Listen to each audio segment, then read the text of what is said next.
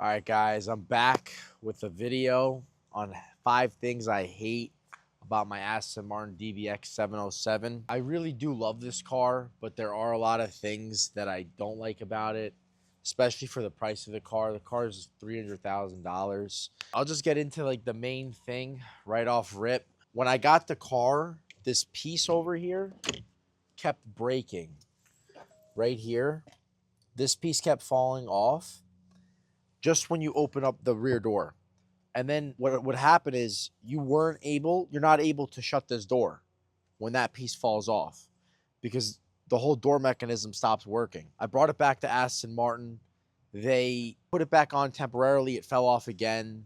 They put it back on again. It fell off again. Then they said we have to order a new part, like a whole new door mechanism. So what they had to do was they had to send an email to Aston Martin of England. Aston Martin of England had to approve the cost estimate from a body shop in New York to like put it all back together.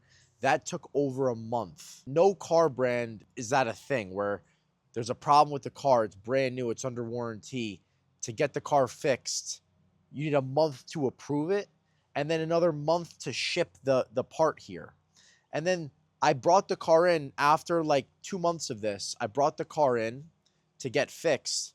And what did they do? They shipped the wrong part. So then they had my car 3 weeks till they got the right part and finally fixed everything. So that was just a miserable process. They didn't give me a loaner car, by the way. This is my daily car. Aston Martin doesn't give loaner cars. So I was out of a car for 3 weeks, still paying the payment. It's just that whole thing made me never want to buy an Aston Martin again. I told myself when I got the car, I really liked it so much where I was like, you know what? I probably see myself always having an Aston Martin in the fleet. After that, I think I'll never buy an Aston Martin again just because of their warranty, how long they take to do things, how they're not accommodating. Honestly, never again for that reason. Other than that, it's a great car. There's not that many things that I dislike about it, but I'll that was the main thing. Another thing is whenever you start the car, it starts in GT mode, which is like its comfort mode. So I'll show you. It doesn't sound that loud. And then in order to open up the valve, you have to flick through all the things and then you hear it open up. So that's just something that I wish you could like put it into the Sport Plus mode before so you could get like a real raw cold start. You're not able to do that with this car. You have to like turn the car on, then flick through all the, you know, the drive modes to get there, which is kind of annoying. Another thing that is really annoying whenever you're driving the car, whenever you say anything that sounds with the word A or S, the car thinks that you're speaking to it. So it'll interrupt CarPlay, Bluetooth, anything, and then try and speak to you. And then you have to like wait for it to finish speaking until you can resume whatever song you were listening to. So that's kind of annoying. Um, and I wish it wasn't as sensitive. I know a lot of cars have that today. Like the Mercedes has it, but you have to say the full word Mercedes for it to acknowledge you and stop whatever is playing. This car will do it right away whenever it hears anything that sounds remotely close to Aston. Um, Another thing that is really I I wish it was completely different with this car is the speaker system. For a $300,000 car, I think it would come with better standard speakers. This car, I didn't spec it out. I got it the way that it was, and it didn't come equipped with the better speakers, but these speakers really aren't good at all. I've had a lot of cars. I've had Mercedes, BMWs, you name it. All of them have come equipped better with their standard speakers than this car. And this car is like double the price of all of those other cars that I've had. So that was just something when I got it, it was kind of a letdown. And I do like to blast the music and listen to good music. All right, guys. So the last and final thing that I dislike about this car is the tires. So these are 23-inch rims, and these are Pirelli P0, like all winter tires. And for whatever reason, I didn't buy the tire and rim insurance when I got the car, and that was a mistake. The guy was charging me like $3,300, and I should have done it because 5 days after getting the car, there was a crazy snowstorm where a lot of potholes were made, and then it rained. So I was driving, and the whole road was wet, so I couldn't see the pothole. It was right by my house. I couldn't see the pothole because it was filled in with water, and I popped the tire. I had to get it towed to Aston Martin. How much do you think they charged me for one tire? $1,500 for one tire.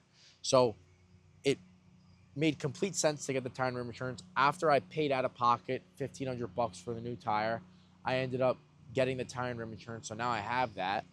But that just sucked. Like 5 days after getting the car, I popped the tire. A lot of cars in New York are prone to it. Like we have a Maybach as well that also has 23-inch rims. The tires always pop on that. So it's just when you're in New York and you have all the potholes, I recommend getting the tire and rim insurance. I don't know why I didn't do it when I first got the car. That was a mistake. But now I have it, so it's not that big of a deal. But it was just something that I had to, it's something that I'm going to have to deal with in the future of owning this car. I'm always going to have to deal with, having the tires popped. And it's just an inconvenience. But a friend of mine said, oh, you should just get smaller rims and smaller tires. But not like it makes the car with the bigger rims. So I'm just going to leave it the way it is. I got the insurance. I'll have to deal with it, and it is what it is. All right, guys, I completely forgot one other thing that I really hate about this car is every time you turn it on, you start driving, it has a really aggressive lane keep assist that it will pull you, like wherever it thinks the road is, it will pull you towards. And to turn it off, you have to click you have to click a button on the car and then two buttons on the screen. So I always forget to do it right when I start my drive, and I have to do it while I'm driving, and it's just a big inconvenience. I wish it was just a quick button off or something that I could turn off completely. And for whatever reason, you can't turn that off completely.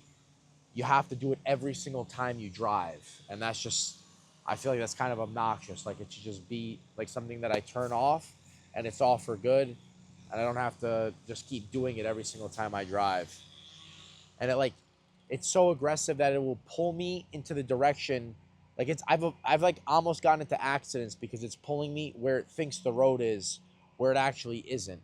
Or let's just say there's road work and I have to go around and out of the lines. It will try and keep me in the lines where I'm gonna like crash into the people that are doing road work. It's just it's something that I don't like in a car.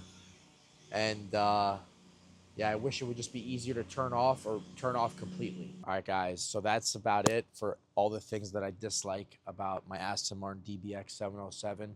The truth is, I could live with all of those things besides the one thing with the door hinge. That was horrible. Buying a brand new car and then having to not be able to shut the door, drive with the door open on the highway, and then Aston Martin taking months to get an approval and send parts to fix it when it's in warranty, and all of that was such a headache for me. Them taking 3 weeks to complete that was a major headache. Them not giving me a loaner car, huge headache. All of that could make me never buy an Aston Martin again. Everything else I could live with. Okay, the speakers, whatever. All the other things are small things. That was enough to make me never buy an Aston Martin again. Everybody that I know that I've spoken to says that's like horrible. They'll never buy an Aston Martin. When I got this car, a lot of my friends, I was telling them, yo, buy the new Vantage, buy the DB12, buy a DBX. They just redid them. They're great cars. They don't even want to buy those cars anymore because of Aston Martin's, because of the way Aston Martin handles their warranty and just how long it takes to get things done through their company. It's a nuisance. If you guys enjoyed this video, maybe I'll do a video of 5 things I do like about this car, because there are a lot of things that I do like. It's a great car. Stay tuned on the channel. I'm going to be doing a lot of real estate videos, a lot of videos on how to make money, and just lifestyle videos. I'll see you guys in the next one.